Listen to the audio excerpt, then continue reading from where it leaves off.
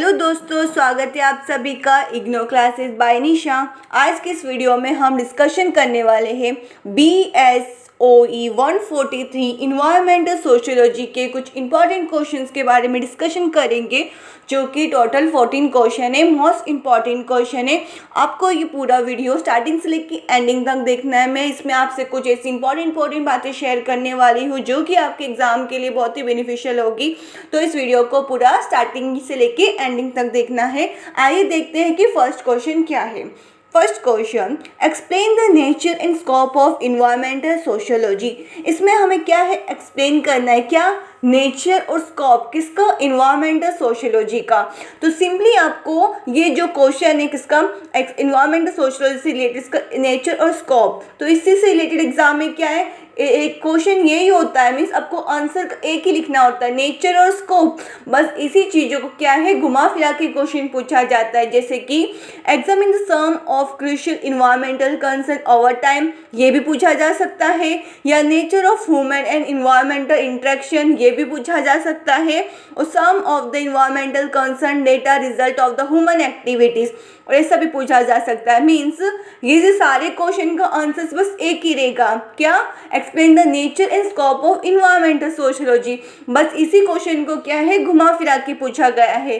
तो आपको सिंपली अगर आपके एग्जाम में क्वेश्चन पूछा जाता है सम क्रूशियल मूवमेंट से रिलेटेड या ह्यूमन और इन्वायरमेंटल इंटरेक्शन से रिलेटेड, तो आपको क्या है, क्या याद करना, बेसिकली आपको एक चीज़ याद करना है कि आपको नेचर और स्कोप करके जाना है किसका, इन्वायरमेंटल सोशियोलॉजी का। तो फर्स्ट आपको सिर्फ अपने नोट्स बनाने हैं कम से कम 3 या 4 पेजेस के, जिसमें कि आपने नेचर भी बताया किसका, इन्वायरमेंटल सोशियोलॉजी का, और स्कोप भी बताया है, कॉन्सेप्ट भी एक्सप्लेन किया क्या, इन्वायरमेंटल सोशियोलॉजी का।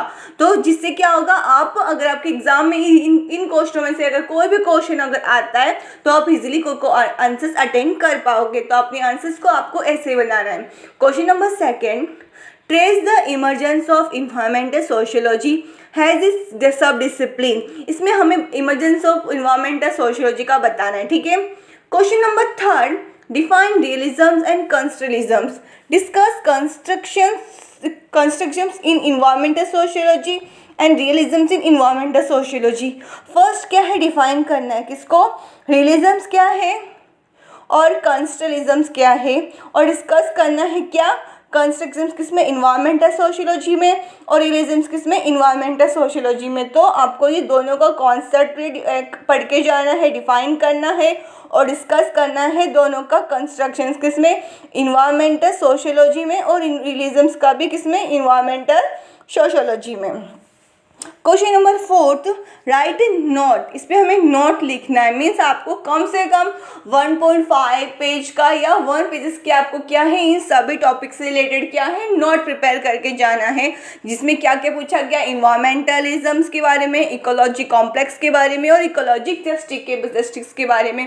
मीन्स आपको कम से कम नोट से रिलेटेड अगर 1 पेज या 1.5 पेज भी आप कर लोगे तो भी काफ़ी एग्जाम में लिखने के लिए, मतलब स्कोर करने के लिए marks.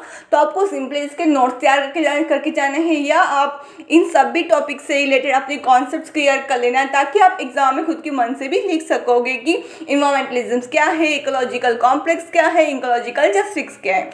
Question number fifth, explain the emergence of social ecology has sub discipline and radical twist given to social ecology. इसमें हम सोशल इकोलॉजी की इमरजेंस के बारे में बात करना है, और जो रेडिकल ट्विस्ट जो दिया है किसको, सोशल इकोलॉजी को, वो हमें क्या है, एक्सप्लेन करना है। तो स्टेप बाय स्टेप, फर्स्ट क्या है, इमरजेंस बताना है सोशलॉजिकल इकोलॉजी का, फिर रेडिकल ट्विस्ट बताना है सोशल इकोलॉजी का। ऐसे स्टेप बाय स्टेप क्या हमें ये याद करना, लिखना है, नोट्स बनाना है, जिसमें कि कम से कम आपको 3 पेजेस या 4 पेजेस की नोट्स बनाने की आपको क्या है, ट्राई करना है। अगर आप 4 पेज आपको लग रहा है ज़्यादा लेंथी हो जाएगा, आप नहीं याद कर पाओगे, तो 3 पेजेस के भी एकदम अच्छे से क्रिस्प नोट्स आपको क्या है, बनाना है, जिसमें कि आपने इमरजेंस भी बताया है और क्या, और रेडिकल ट्विस्ट के बारे में भी अच्छे से आपने एक्सप्लेन किया है अपने नोट्स में। तो आपके अपने नोट्स को ऐसे कुछ अच्छे तरीके से क्या प्रिपेयर करना है, इसमें कि इंट्रोडक्शन, मैन बॉडी और कंक्लूजन, स्टेप बाय स्टेप आपके नोट्स के अंदर। Question number 6, write a note on social ecological with regard to Indian content. Same question है ये, फिफ्थ जैसा ही है, जिसमें कि सोशल इकोलॉजिकल के बारे में बताना है। या तो आप फिफ्थ क्वेश्चन नहीं करना चाहते तो आप सिक्स क्वेश्चन भी कर सकते हो, जिसमें कि आपको सोशल इकोलॉजी के बारे में सब कुछ बताना है, जिसमें कि क्या क्या आ जाएगा, इमर्जेंस ऑफ सोशियोलॉजी भी आ जाएगा, रेडिकल ट्विस्ट के बारे में भी आ जाएगा। तो आप सिंपली सिक्स क्वेश्चन के ऐसे नोट्स बनाएंगे जिसमें दोनों टॉपिक्स क्या है कवर हो रहे हों। Question number 7, right a note on the treadmill of production theory. इसमें हमें ट्रेडमिल ऑफ प्रोडक्शन के बारे में बताना है, किसकी ट्रेडमिल की प्रोडक्शन थियोरी के बारे में बताना है, जिसमें कि क्वेश्चन 20 मार्क्स के पूछे जाते तो आपको कम से कम 3 या 4 पेजेस के आपको क्या है आंसर्स लिखने हैं। तो अपने नोट्स भी आपको इस टॉपिक से रिलेटेड कम से कम आपको 4 पेजेस या 3 पेजेस के नोट्स आप एकदम अच्छे से बनाइए इस टॉपिक से related. Question number 8, explain the notion of Riggs and Ulrich-Beck-Riggs society. Explain similarity and difference among Becks and Giddens on the notion of Riggs. इसमें फर्स्ट हमें क्या है, नोशन ऑफ रिग्स क्या है, क्या इसका कॉन्सेप्ट है, क्या क्या इसके बारे में है, वो क्या हमें एक्सप्लेन करना है। और अल्रिक बेक जो कि सोशलिस्ट जो थे, मतलब स्कॉलर्स जो थे, अल्रिक बेक के रिलेटेड बताना है रिग्स सोसाइटी। और दोनों का मीन्स किसका, बैक्स का और गिडन्स का क्या मतलब नोशन ऑफ रिग्स से रिलेटेड क्या सिमिलरिटीज उन्होंने बताया है और डिफरेंस क्या है दोनों के बीच में, ये क्या हमें स्टेप बाय स्टेप क्या है एक्सप्लेन करना है, जिसमें कि दोनों स्कॉलर्स ने अब क्या क्या सिमिलरिटीज और डिफरेंस बताया है नोशन ऑफ रिग्स से रिलेटेड, ये हमें इसमें क्या है एक्सप्लेन करना है। Question number 9, what do you understand by term political ecology. Explain on colonial outlook on forest in India. इसमें हमें बताना है कि पॉलिटिकल इकोलॉजी क्या है, फिर एक्सप्लेन करना है किसके ऊपर, कॉलोनियल आउटलुक किस पे, फॉरेस्ट इन इंडिया में, ठीक है। Question number 8, discuss the impact of Sardar Sarovar project on the ecology and social environment. इसमें डिस्कस करना है किसका इम्पैक्ट, सरदार सरोवर प्रोजेक्ट का और इकोलॉजी पर और सोशल इन्वायरमेंट पे क्या क्या इम्पैक्ट है, ये हमें स्टेप बाय स्टेप क्या डिस्कस करना है। फर्स्ट आपको सरदार सरोवर प्रोजेक्ट क्या है वो हमें एक्सप्लेन करना है, फिर इसके इम्पैक्ट्स के बारे में क्या है स्टेप बाय स्टेप क्या इसमें एक्सप्लेन करना है। Question number 11, evaluate the relationship between gender and development. इसका रिलेशनशिप बिटवीन बताना है किस किस के बीच में, जेंडर और डेवलपमेंट के बीच में क्या क्या रिलेशन है वो हमें क्या है एक्सप्लेन करना है, मतलब इवेल्यूट करके बताना है कि क्या क्या इनमें क्या है रिलेशन है, किस किस का जेंडर और डेवलपमेंट से क्या एक रिलेशनशिप है वो हमें क्या है इसमें डिस्कस करना है। क्वेश्चन नंबर 12, नोट्स लिखना है किस किस के ऊपर, चिपकू मूवमेंट के ऊपर, बेटी बचाओ मूवमेंट के ऊपर, नर्मदा बचाओ मूवमेंट पे और एयर पॉल्यूशन पे। ये जो चिपकू मूवमेंट है और बेटी बचाओ या नर्मदा बचाओ मूवमेंट है तो इस पे आपको कम से कम दो पेजेस के नोट्स आपको बना लेना है, जिसमें कि आपने चिपकू मूवमेंट, नर्मदा बचाओ मूवमेंट और बेटी बचाओ मूवमेंट को आपने क्या अच्छे से एक्सप्लेन किया है। अगर हो सके तो आप कम से कम इनको कॉन्सेप्ट पढ़ लेना है कि आपको क्या एग्जैक्टली चिपको मूवमेंट क्या क्या क्या है और कौन कौन से सोशल स्कॉलर्स हमें सोशलिस्ट में इन्वॉल्व है, ये सब आपको क्या है कुछ कुछ जो मेन पॉइंट है आपको याद करना है इससे रिलेटेड, जिससे कि आप इजीली कम से कम 3 पेजेस के या 2 पेजेस के भी अगर नोट्स आप कवर कर लोगे तो भी काफ़ी है।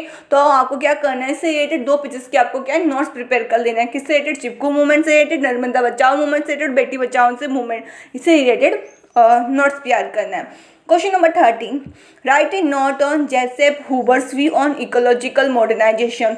नोट लिखना है किसका, किस पर, जोसेफ हुबर्स का, किसके व्यूज़ के इकोलॉजिकल मॉडर्नाइजेशन पे क्या व्यूज़ है, किसका, जोसेफ हुबर्स का, उस पर हमें क्या है नोट्स प्रिपेयर करना है। Question number 14, describe the eco feminist contribution to the understanding of the environment.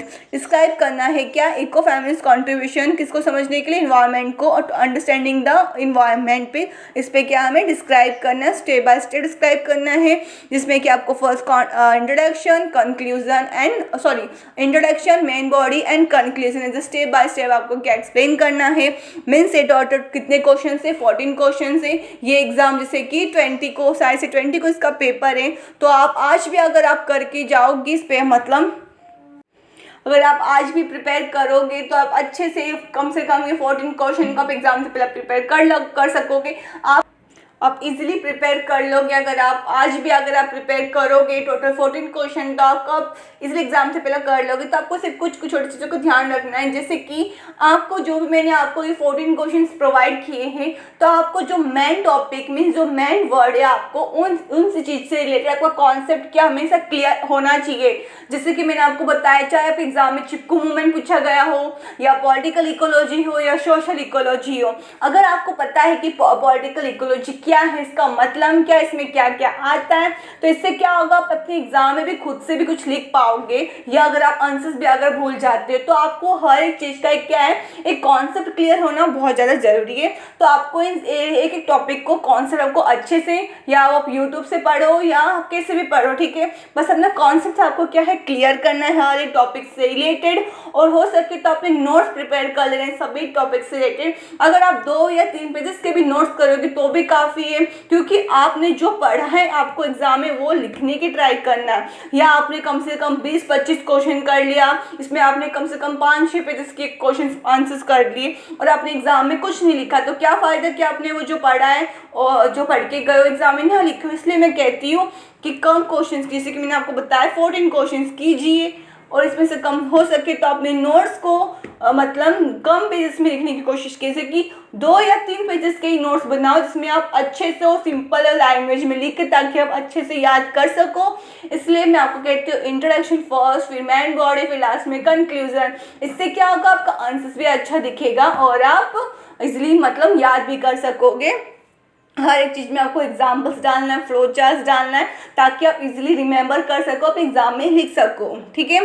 तो मीन्स आपको ऐसे स्टेप बाय स्टेप चीज़ें करके जानी है। 14 क्वेश्चन है, कुछ ज़्यादा क्वेश्चन नहीं है, आप इजीली कर सकोगे। जैसे कि सब्जेक्ट किससे रिलेटेड है, इन्वायरमेंटल सोशियोलॉजी से रिलेटेड है, बहुत ही सिंपल और ईजी सब्जेक्ट है। इन्वायरमेंटल सोशियोलॉजी बहुत ही सिंपल और इजी सब्जेक्ट है, तो आप 14 क्वेश्चंस प्रिपेयर करके जाइए।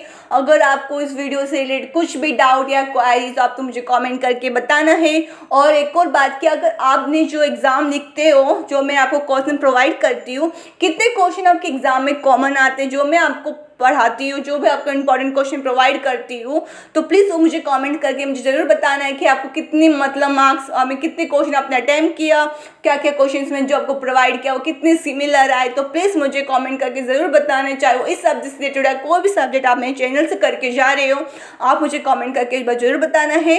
और मुझे बताइए कि आपको किस और सब्जेक्ट से रिलेटेड आपको इंपॉर्टेंट क्वेश्चन चाहिए, या अगर आप चाहते हो कि मैं आपको इन चीज़ से रिलेटेड आपको answers with question with answers करवाऊँ, तो आप मुझे कमेंट करके बता सकते हो। अगर आपको ये मेरा वीडियो अच्छा लगा हो तो प्लीज़ लाइक करना, शेयर करना और प्लीज़ सब्सक्राइब करना नहीं भूलना है। ऐसी और सब्जेक्ट्स के इंपॉर्टेंट क्वेश्चन के लिए एक्सप्लेनेशन को क्या है, चैनल को सब्सक्राइब करना है। Thank you for watching our channel.